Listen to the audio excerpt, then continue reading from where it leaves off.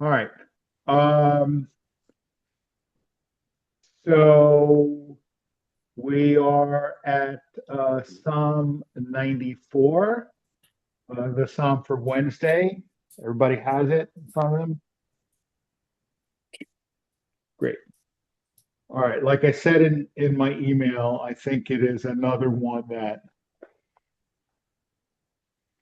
has relevance, maybe even gives us comfort in these challenging times. What Um, page? it, in the weekday Siddur, it's page 87 at the bottom. I'm sorry. What psalm is it? I'm in the other book. 94, the Psalm for Wednesday. Okay. Got it. Okay, great. All right. El Nekomot Adonai, El Nekomot Hophia. Um, God of vengeance or retribution.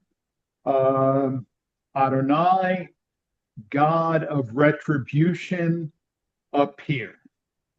Okay, so immediately, I mean, this will become very clear.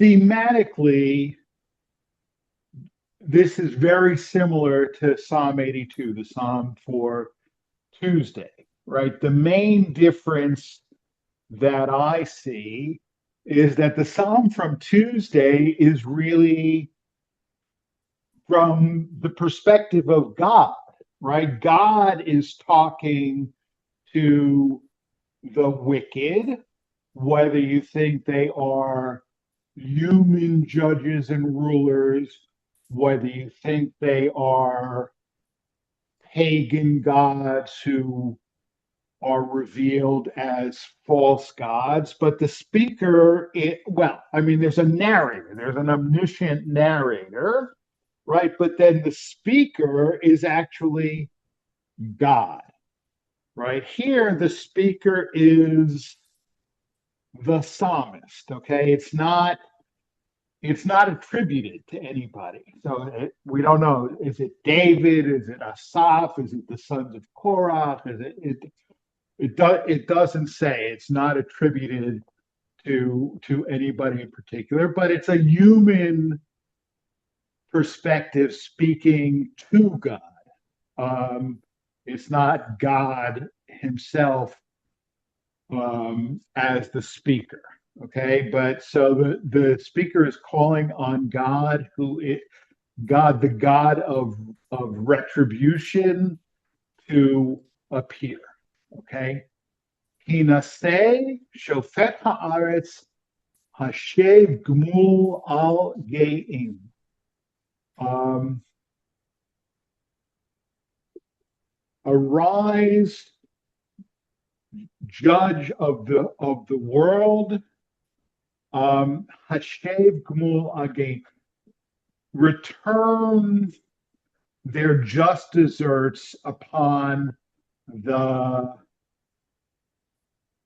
the arrogant. Okay, so I mean, translation here says, "Punish, judge of the earth, punish the arrogant as they deserve." Right, but the idea here is that these people are arrogant, and when it talks about retribution, is not talking about anything out of the ordinary. It's like, you know, an eye for an eye. And briefly, let me say that an eye for an eye gets a bad rap, okay? Because an eye for an eye really is a limitation on punishment, right? If you have, like in the Code of Hammurabi, the punishment depends not only on the crime, but also on the victim and perpetrator, right? So that if a commoner puts out the eye of a noble, the commoner could be put to death for that. Okay, whereas in the Bible, it says an eye for an eye. In other words, an eye for an eye, not a life for an eye, not more than that, right? It doesn't depend on who the victim or the offender is. So it's actually a limitation on punishment, right? But here, so like these arrogant people, the psalmist just wants them to get what they have coming to them. Now, why do they have punishment coming to them? Ad matai rishaim Adonai, ad matai rishaim ya'alozu. Okay. How long, Adonai, how long shall the wicked exult or rejoice? Okay. The word rishaim, right? Rasha in the singular. Okay. And so Rasha is a fairly common word in the Bible and carries over into rabbinic literature. I mean, it's not, for some reason, it's not, I find it's not a word that, I mean, unless, like, obviously, Hebrew, it's not necessarily a word that American Jews tend to know. We know the word Sadiq, right? Sadiq is a righteous person. And Sadiq and Rasha, it's a word pair, okay? A Rasha is the opposite of a Sadiq, okay? So the psalmist is asking, you know, how long will the Rishaim, the wicked, how long will the wicked rejoice or exult? Yabiu yidabru atek yit amru kol poale avin. All right, um, they speak arrogance. The translation here says they swaggering and boasting. Yit all the workers of evil really talk about themselves. If you look at that word yit amru, right? Amar is the word is to speak or to say, right? Like Baruch she'amar v'haya olam, right? Blessed is the one who spoke and the word came into being, or in the creation story, Vayomer Adonai. So that the root Aleph Mem Resh means to speak. Okay, Yit Amru, it's a reflexive verb. Okay, so really it means they speak about themselves. Okay, they speak about it. So I guess when somebody speaks about themselves, boasting, right? So they boast. All the workers of iniquity boast about themselves. Okay, and so they talk, but what else do they do? Amcha Adonai yidaku nachalacha ya'anu. They oppress your people, Adonai, and they crush your heritage, right? It's a word pair. Nachala, right? It's a parallelism. Okay, so they crush or they oppress. I mean, it literally yidaku means literally to like push down. Okay, so they oppress your people and crush your inheritance. Almana v'ger yaharogu. They kill the widow and the stranger. Okay, I thought about this verse in particular a lot 2 weeks ago when Renee Good was murdered, right? Because she was a widow, right? So the widow and the stranger they kill, v'yitomim yiratzechu, and they slaughter or murder the orphan. Okay. Um, Any thoughts, comments, or questions on what we have read so far? Yeah, Toby, go ahead. Gotta unmute first. It just reminds too much of what's happening now, really and truly. And I wonder where God is. What's happening? Did he retire? He That's went to how Florida I with the feel rest of the. that way very much. Right. Well, I mean, the psalmist feels exactly the same way, right? I mean, the psalmist feels exactly the same way, right? A God of retribution appear, right? Wake up, right? Wake up, come out of retirement, right?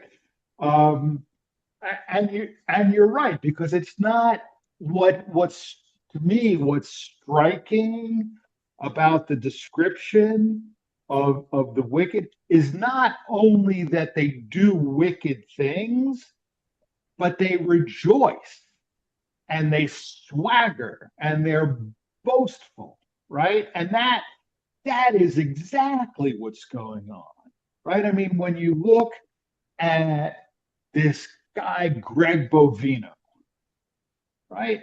I mean, he to me he reminds me of a concentration camp commandant, right? He's swaggering around and he's taking obvious joy in his ability to act with impunity and inflict suffering on other people.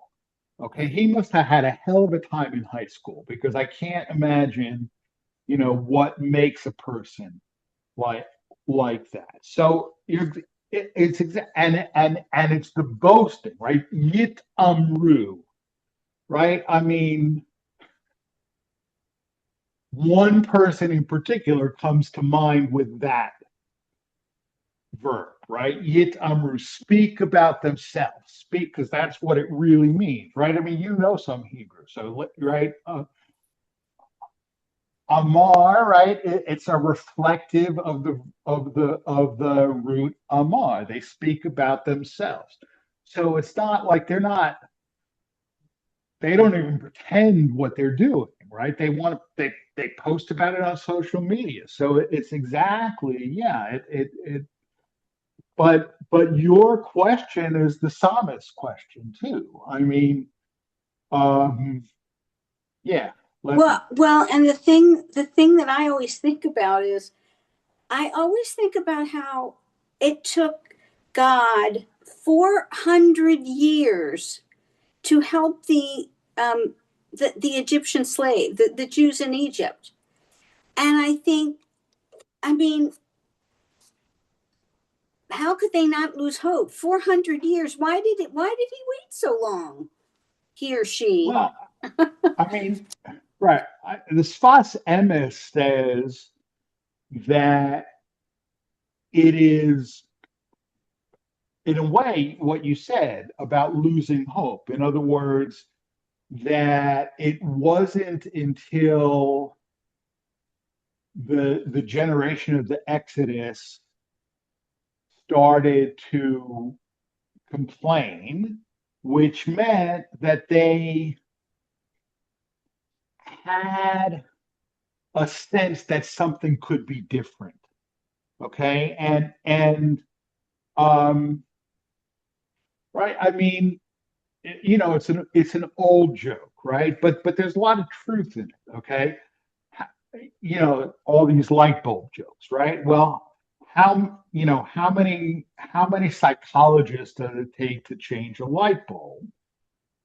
The answer is only one, but the light bulb has to want to change, right? And so the Sfas Emes would say that the generations before weren't ready for freedom because they didn't want to change. Not that they liked being slaves, but they couldn't see any other reality. They couldn't see any other reality. And I'll tell you, I don't recall if I mentioned this in this class or not, but um, In 1993, in January 1993, I went with nine other rabbis to Haiti. Um, I mean, the context was that in the election campaign, Clinton was critical of Bush's policy of intercepting Haitian boat people on the high seas and returning them to Haiti, um, which for a lot of American Jews reminded us of the St. Louis, right? Sending people back. And so we went to Haiti. It was kind of an unofficial human rights investigation trip. And we met with the US Embassy and so on. So like we really tried to get all sides of the issue, but we met with a lot of, in particular, Catholic clergy. And one of the priests did a lot of work with the rural population, said that the Haitian poor rural people started to demand change when they became literate. Okay, that up in when they were illiterate, they could not really imagine any other reality, right? But once they became literate and they read the Bible and they read other books and they realized that no, it doesn't actually have to be this way, right? So I mean, there's an element of blaming the victim in that. Um, but even somebody who's in an abusive relationship has to want to leave, right? I mean, and if it may not be their fault that they don't want to leave, that they're conditioned to accept what's going on. But if they don't see a different reality and they don't want to get out of the abusive relationship, they won't. Um, so that would be the Sfas Amos's answer. I think there is something to that. Rabbi, Sue just raised her hand, but and I don't want to jump too far ahead of comma, of course, but this is the fourth day of creation, and I Yeah. didn't really look at it very much, but fourth day that's the stars and the celestial and bodies and the sun and time. I'm not sure how we're on that here. No, Why I'm is not this either. for the fourth day? Right. I mean, look, there is an assertion that the psalm for each day has some level of relationship to what went on during the 7 days of creation on that day, but it's not universally accepted. Okay, so I wouldn't um, personally like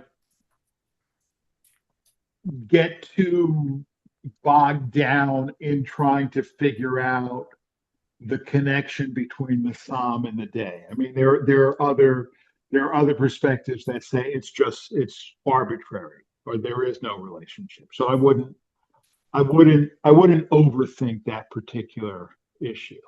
So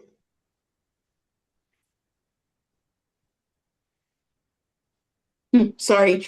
yeah, I was sure. thinking, you had spoken a while back about when the Israelites got to the Red Sea or the Reed Sea, um, that God wanted them to kind of take the first step out.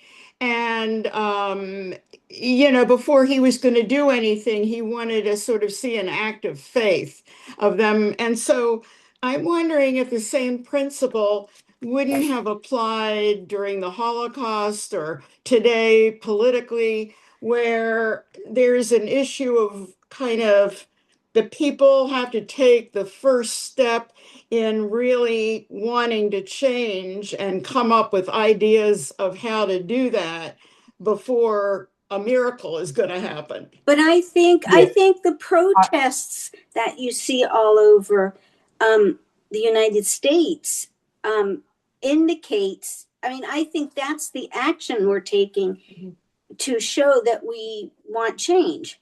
yeah. I Right. mean, right. I wouldn't look. I I would say you have to leave the Holocaust out of it, okay? Because I just reject any attempt to do theology about the Holocaust. But I what Leslie said is exactly what I would say. I mean, people are. I mean, I'll give you one example. Okay, so an interfaith and a truly interfaith organization that has been doing a lot of the organizing in Minneapolis put out a call for clergy of all denominations to come to Minneapolis today and tomorrow. Um, and the today was like a training event because apparently there's supposed to be a massive march in Minneapolis tomorrow. Massive, okay, with clergy from all, anyway. So they wanted like a training, and they like the hall where it was could only accommodate 600 people. They had to cap the registration. They had to cap the registration. And 100 rabbis from all over the country flew into Minneapolis for today and tomorrow. Um, I didn't, I mean, I'm taking off later in the year. I didn't want to take too much time, so I didn't think about. I didn't, obviously I'm not there, but I didn't even think about going. Um,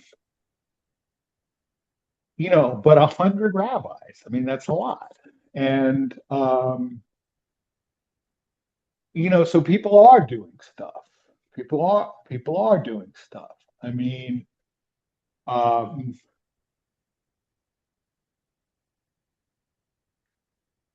I don't know that.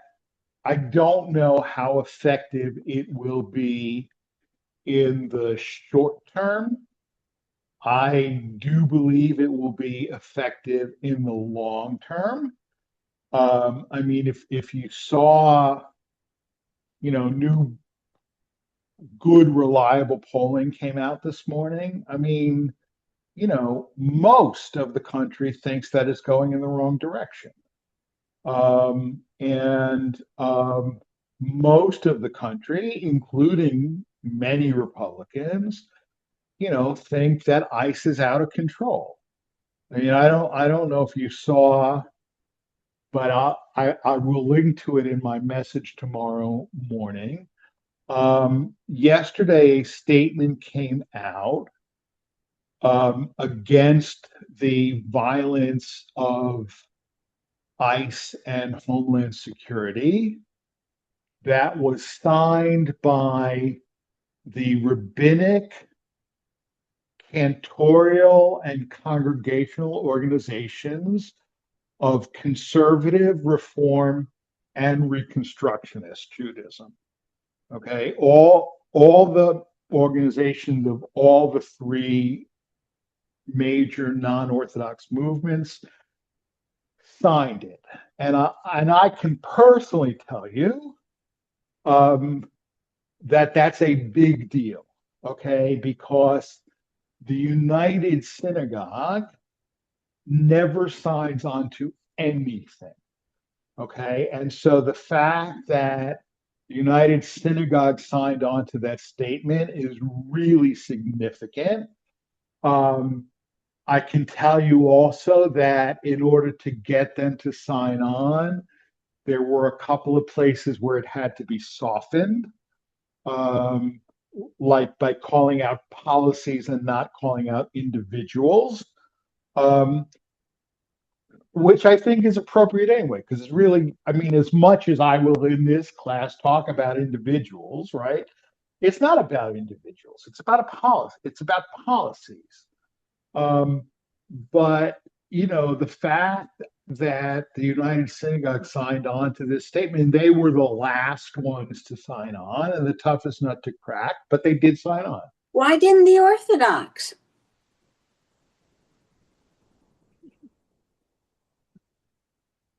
Too many of the people in the Orthodox community. Well, first of all, I mean the Haredim won't sign on to any statement with non-Orthodox Jews. The modern Orthodox will, under the right circumstances, but for a good chunk of the modern Orthodox community, they are one issue voters, and that issue is Israel. Mm-hmm. And President Trump is perceived in that community as good for Israel. So they support him, even if they may be unhappy about what's going on with ICE. I'm sure that many of them are. I mean, look, the fact of the matter is, when you say illegals or undocumented immigrants, right? First group that comes to mind are Latinos, right? For most of us, right? I mean, in Minnesota, they're really in particular going after the Somali immigrants. There are Jewish undocumented immigrants as well. I mean, there are a lot of Israelis who are here permanently, who are undocumented.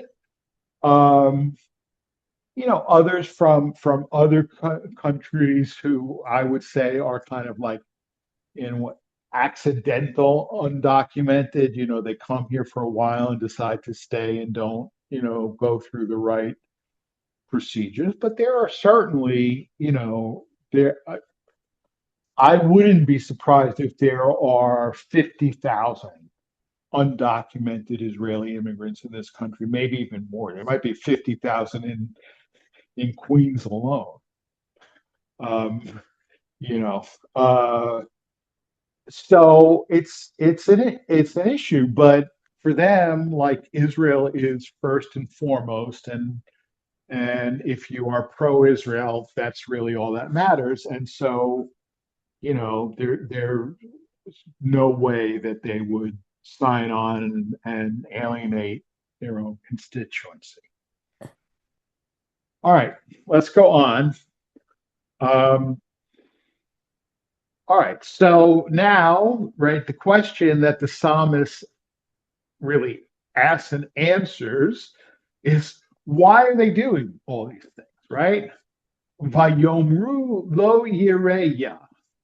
Okay, they say to themselves, Adonai does not see. Velo yavin Elohei Yaakov.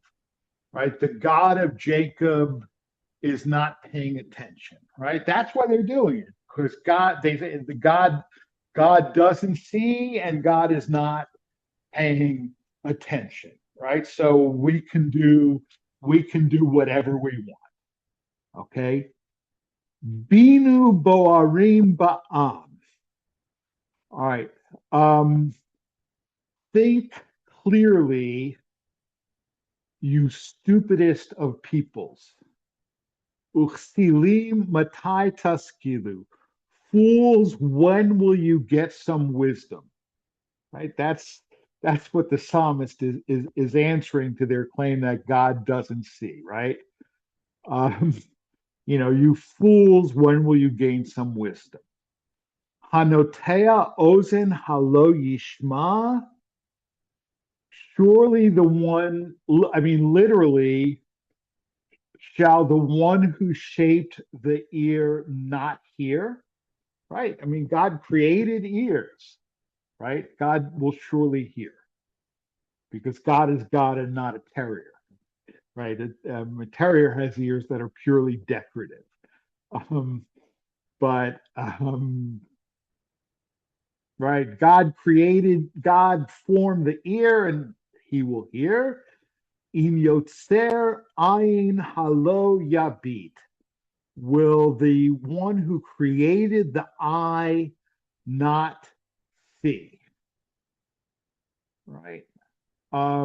You say God doesn't pay heed, but God, right? God is the creator. I mean, it echoes in a way Abraham's question to God, right? When God and Abraham are debating over the fate of Sodom and Gomorrah, right? And Abraham asked God a question, right? Hashofet kol haaretz lo ya'aseh mishpat, right? Shall the judge of all the earth not act justly? Right? You created justice. You're the one who came up with the whole concept of justice.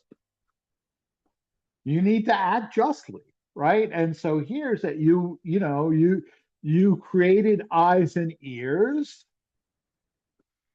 see and hear what's going on, right? Hayoser goyim halo yochiach.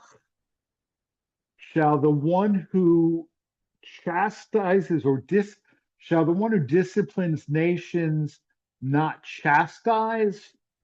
Hamilamed Adam Dat, who teaches human beings knowledge, right? Adonai Yodea Makshavot Adam Ki Hemahevel. God knows the thoughts of human beings that they are futile, right? Ashrei. Now this next line is challenging. Ashrei hagever asher tiyasrenu yah umitoratcha tilamdenu. Right. Blessed is the one who God chastises or tests, right? Or like Yisurin is almost like torments, almost, but not exactly torments, but suffering. Okay, so blessed is the one who God causes to suffer, umitoratcha tilamdenu, and teaches him from his Torah, right? The right, if God brings suffering upon you, you are blessed because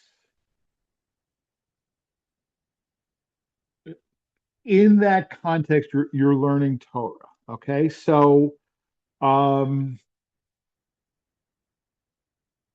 I'm not sure that is a thought that most modern non-Orthodox Jews would find palatable. Am I right or wrong about that?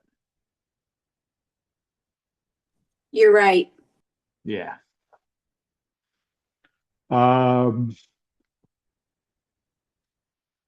but this is why. Lahashkit lo mimei ra. Ad yikare la rasha shachat. To lahashkit lo, to give him calm in evil days, right?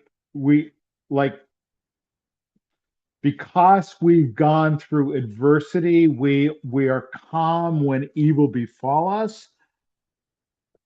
Ad yikare l'rasha shachad, while God is preparing a pit for the wicked, right? In other words, a change is going to come, right? A change is going to come. Until it does, we should have inner peace, because we know that the wicked are going to get what's coming to them, right?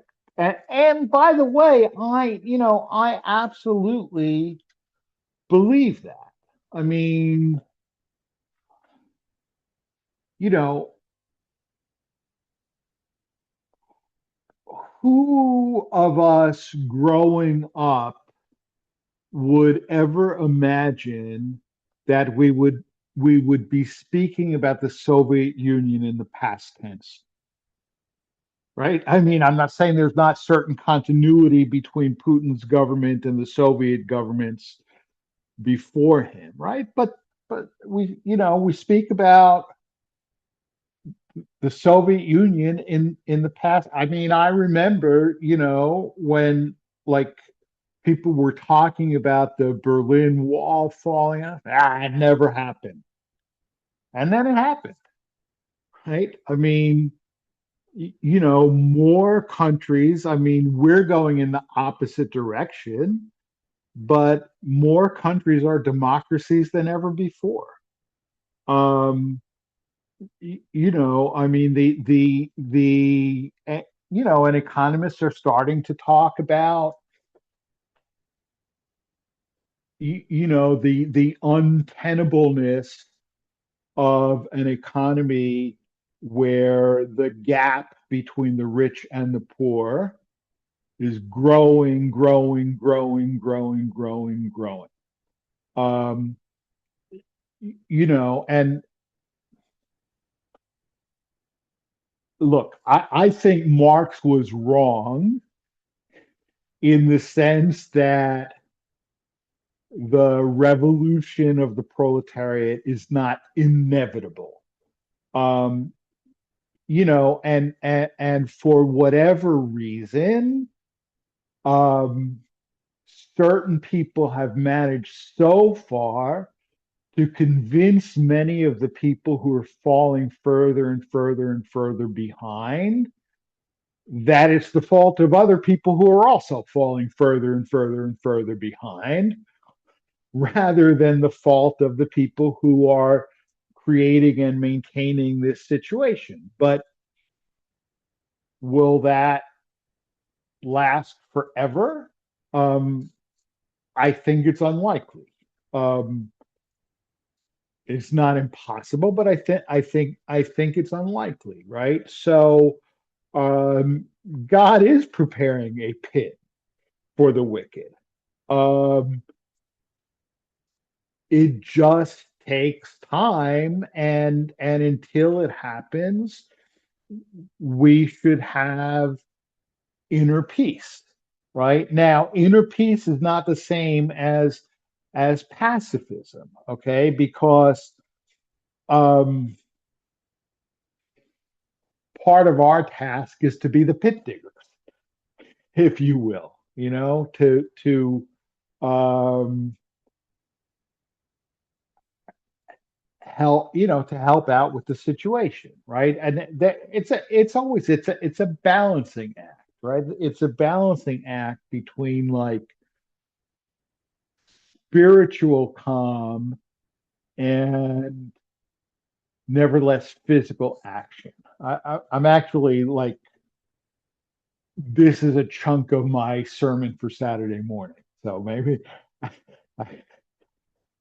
I don't think I always come around in a circle somehow, but I won't say too much more about that. But it's not talking about quietism. It's talking about like spiritual calm, internal peace. right? Ki lo yitosh Adonai amo unachalato lo ya'azo. Because God will not abandon his people and he will not leave his inheritance. Okay. And if you look, I mean, this line, it's the same lines that were used back towards the beginning, right? When it says Amcha Adonai Yedaku Nachlata Ya'anu, right? They crush your people and oppress your inheritance. Okay, but that's the evildoers, but God will not abandon his people or leave his heritage.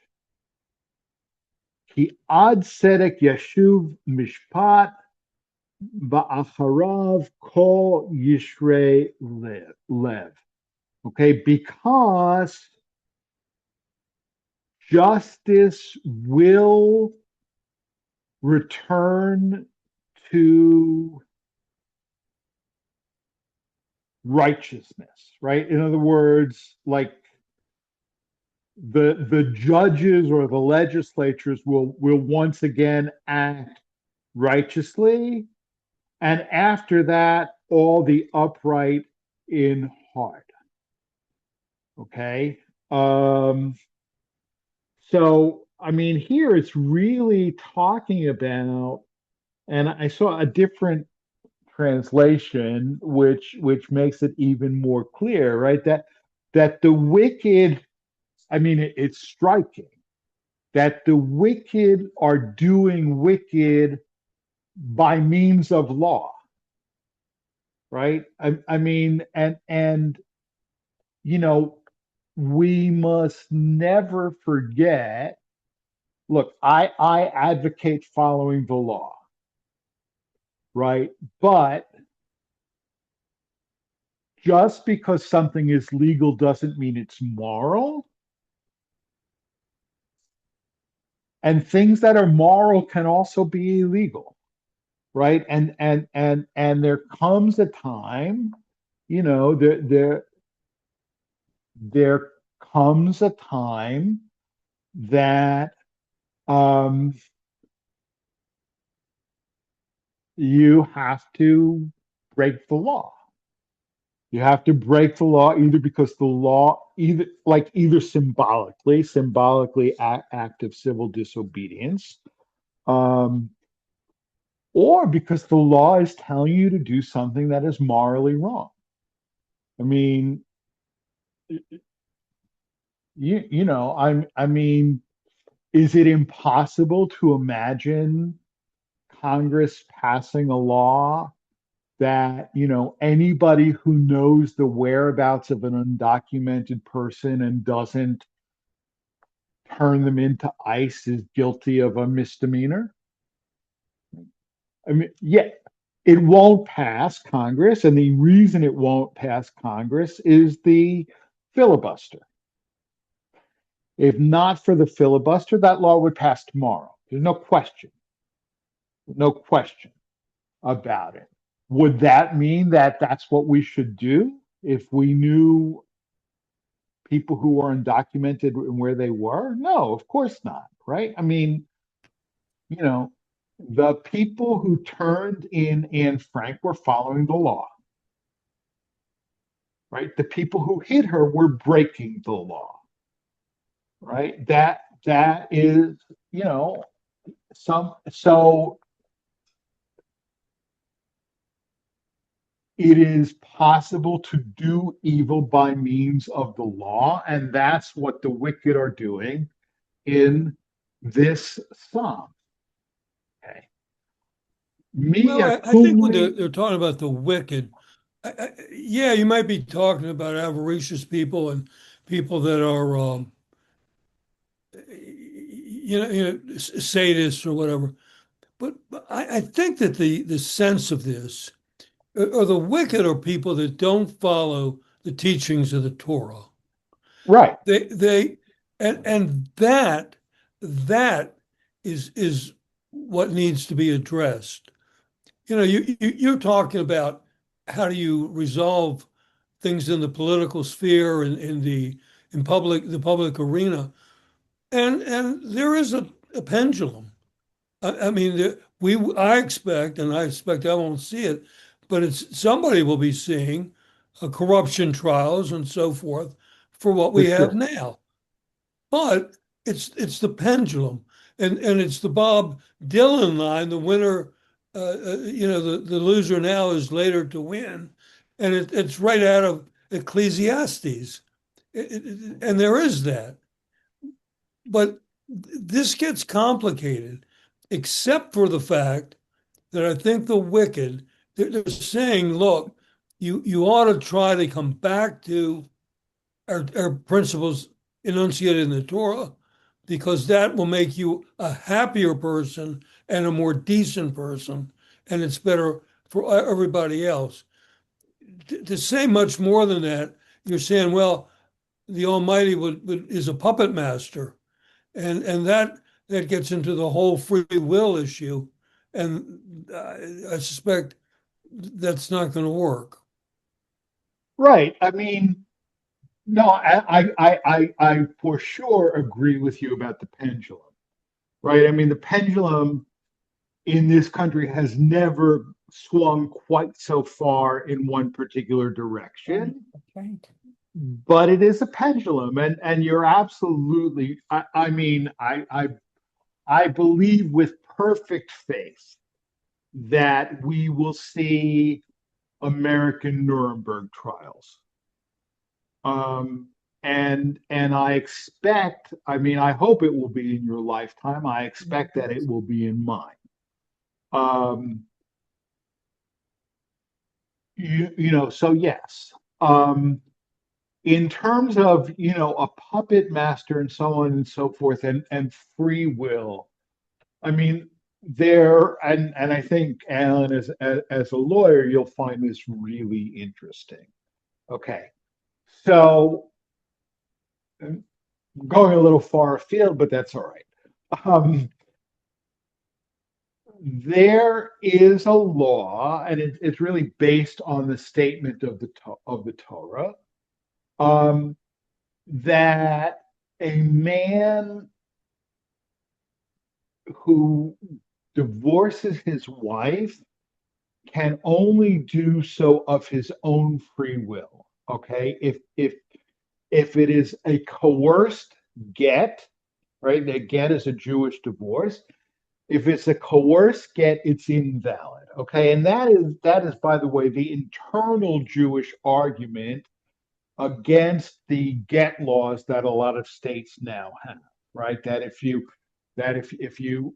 have a civil divorce and you won't give your wife a get, you're fined $1,000 a day, or right? And the internal halachic argument is that it makes the get invalid because it's coerced, right? It has to be freely given. All right, now Maimonides says if a Beit Din, right, a Jewish religious court, orders a man to give his wife a get and he refuses, you send thugs to beat him up. Okay. Um, you beat him until he says, Rotseh ani, I want to, I agree to this. Okay. And then the question is, how can Maimonides possibly argue for this? And remember, of course, I mean, civil law wasn't an issue then. I mean, Jews were for the most part self-government, right? As long as they paid their taxes, their extortionate taxes to the king, they were internally self-governing, right? So, but how could this possibly be the case where that you send thugs to beat the guy up and then he agrees to give a get? how is that not a coerced get and therefore invalid? Right? And Maimonides' answer is every Jew wants to do God's will. Okay? But sometimes the evil urge is too strong in us, so they have to beat the evil urge out of him. Okay, so it's not coerced because we're actually freeing him to do what he really wants to do. He just doesn't know that that's what he wants to do. Um, so I don't know. It's not about being a puppet master so much as it is, you know, liberating people to do what they really want to do. They just don't know that that's what they want to do. Um, but you know, right? Your free will, extends as far as my nose and no further, right? I mean, so, right, as George Costanza says, we're living in a society here, people. Um, eh, but so it's not that God is a puppet master, right? Because remember, the psalmist is just asking that God give these people what they deserve, right? What they brought upon themselves, right? And that's what I sometimes say, to people in this context, right? May God judge you precisely as you judge others, right? That's fair, right? I mean, that's fair. God judges you in the same way that you judge others. God treats you in the same way that you treat others. That's what the psalmist is asking for, and I don't think that's an unreasonable request. All right. Any comments, questions, thoughts on what we've read so far? I'm not going to go any further because I think we actually hit a good. I mean, if we had to break in the middle of the psalm, um, this is not a bad place to stop. But are there any thoughts, questions, comments on what we've done so far? All right. Well, it was a good discussion. I appreciated it. And, be careful in the snow. Don't, I mean, if it's as bad as they say, stay home. Okay. Um, but I look, my experience, and I have probably lived in this area less than most of you or all of you probably. But I mean, particularly if you count Baltimore, uh, 14, 22. I have lived 25 years of my life in the area. And it's my experience is it's always difficult to predict because, we're often on the rain snow line. So, a little further south is easy to predict, a little further north is easy to predict, but and this is George Washington's fault because he wanted to put the cap. No, seriously, he wanted to put the capital someplace that was neither northern nor southern, right? So we got northern grace and southern efficiency. Um, Anyways, good night, folks. Shabbat shalom. Good night. Yeah, Good night, Shakala. everyone. Shabbat shalom. Yeah.